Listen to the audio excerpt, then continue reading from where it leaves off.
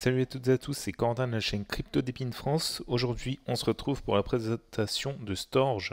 Donc Storj, c'est tout simplement un cloud de stockage, donc décentralisé.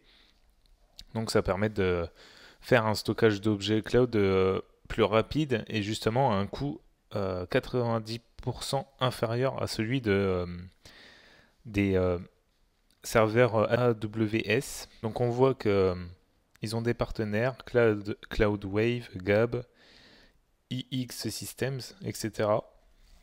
Donc ça nous permet de protéger nos sauvegardes, d'accélérer les médias et de simplifier les archives. Donc ils expliquent comme quoi que c'est la plus grande innovation cloud depuis S3, donc depuis les serveurs Amazon, parce que tout simplement Storj c'est le leader mondial du stockage. Donc c'est très rapide parce qu'en fait il divise, distribue et récupère les données pour éviter les embouteillages sur le cloud. On a un téléchargement unique. En fait, ça nous permet d'économiser de l'argent et d'éliminer les risques régionaux. Ensuite, on a les évolutivités illimitées. En fait, on peut collaborer avec Storj si on est une entreprise en tirant parti d'un vaste réseau de stockage mondial. Et puis, évidemment, c'est plus durable. Selon les principes de confiance zéro, ça offre le plus haut niveau de durabilité. Donc on a déjà un petit témoignage de chez CloudWave. Donc c'est prêt à l'emploi. En fait, Storj bénéficie d'une compatibilité S3 avec des systèmes de sauvegarde et des plateformes de gestion de données. Donc leur but également, c'est de réduire les effets de serre, en fait les carbones. Donc grosso modo, Storj, ils sont ici, et puis en fait on a les gros ici, si je puis dire. En fait, on a les cloud storage traditionnels, donc les stockages du cloud traditionnel, et puis en gros on a les gros data centers qui consomment encore plus d'énergie. Donc on voit que c'est un abonnement, donc on a des marges améliorées, configuration simplifiée, etc., etc.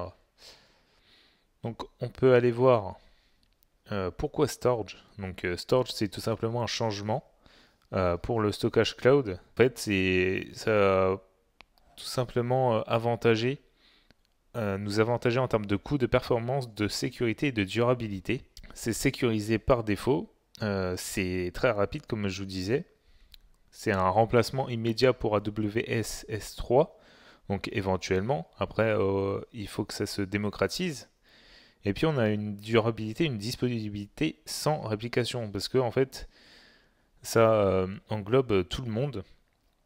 Et du coup, ça réduit les risques de catastrophes, de panne et de menaces en distribuant les données sur un vaste réseau mondial. Évidemment, ça, c'est mieux pour la planète parce que ça supprime le besoin de stocker plusieurs copies. Donc voilà, après on a plusieurs cas d'utilisation. Donc on a les sauvegardes, le flux de travail multimédia, donc je pense pour stocker les vidéos ou les photos, on les archive et puis pour l'IA générative. Donc ensuite on a les tarifs, mais les tarifs c'est très peu cher, on voit que c'est 0,004 dollars par giga par mois, donc très très peu cher en stockage. Après on a les partenaires, les ressources et entreprises. Donc on va aller sur le Twitter, donc leur Twitter 125 000 abonnés bientôt. Donc c'est suivi par de gros projets dans le Dépine. Ils sont assez actifs sur le réseau. C'était tout pour ce projet-là. J'espère que vous l'avez compris. Je vous mets les liens dans la description. Ceci n'est pas un conseil en investissement. Je vous présente juste un projet. À bientôt pour une nouvelle vidéo.